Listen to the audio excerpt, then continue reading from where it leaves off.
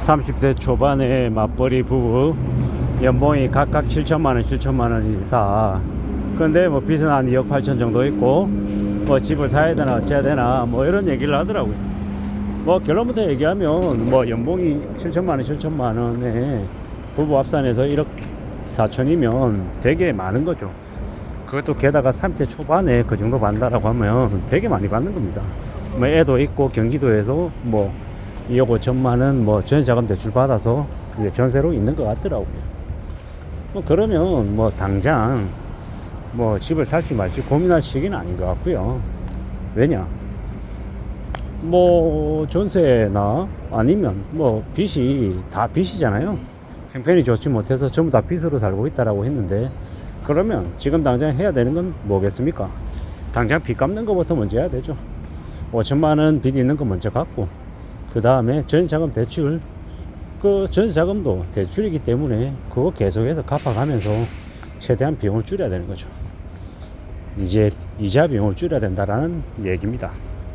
그렇게 계속 줄여가면서 상황을 계속 이제 마이너스인 걸 플러스로 바꾸기 위해서 애쓰는 게 먼저 필요하다라는 거예요. 그리고 나중에 플러스가 되고 어느 정도 돈이 이제 갖춰진 다음에 그 이후에 이제 살지 말지를 고민하는 게 현명한 모습이죠.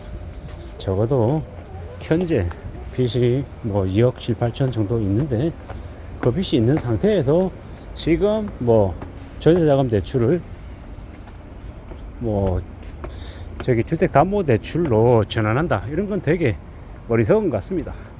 연령이 30대 초반이니 아직 뭐 사회생활을 해서 돈을 벌 기간이 좀 깁니다.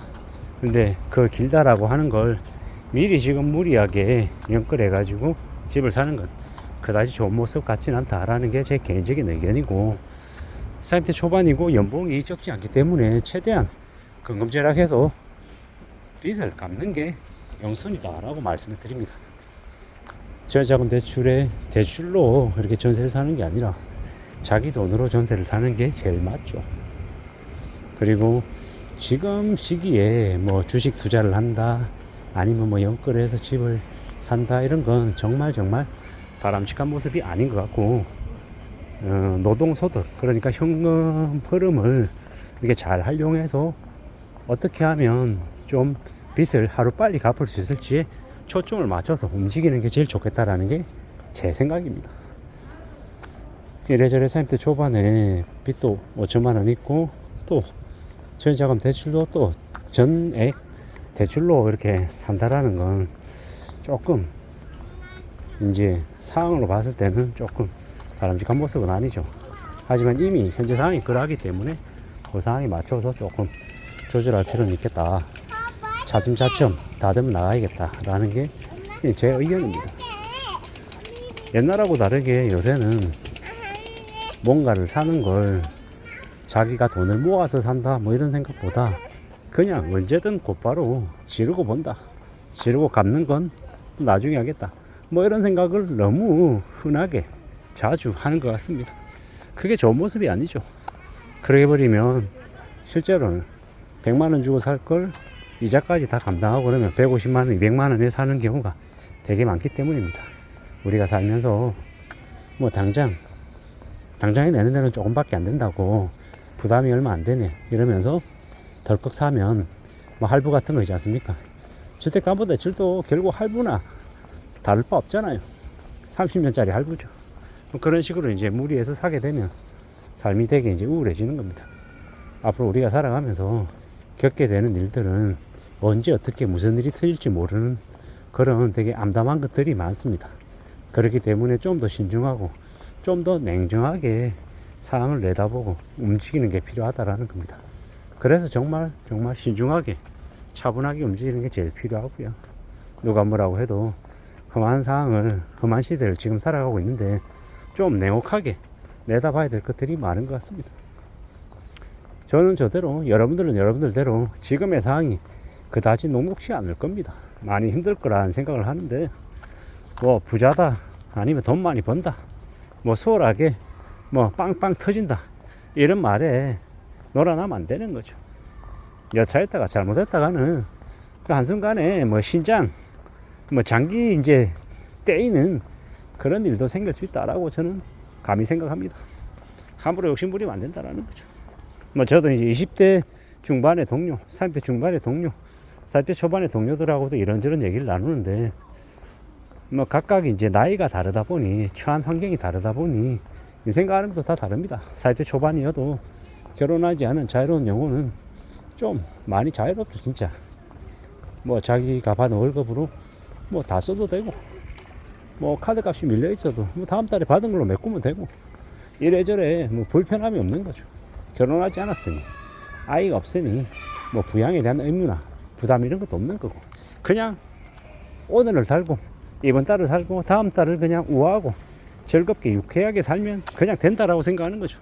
저는 이제 두 아이를 둔 이제 외벌이 가장이다 보니까 이제 그로 인한 부담, 책임감 이런 것들이 있는 거고 또 어떤 사람들은 뭐 애 둘에 맞벌이 하니까 맞벌이에 또 애환이 있는 거고 맞벌이 하면은 남자든 여자든 집안일을 각각 나눠서 해야 되고 애들은 애들대로 이 부모의 이 손길이 좀 없는 상태에서 살아야 되기 때문에 또 이제 희생이 되는 부분 또 이제 놓치는 부분들이 또 생기는 거고 사람들은 전부 다 각각 제각각 각자의 상황이 다 다른 것 같습니다.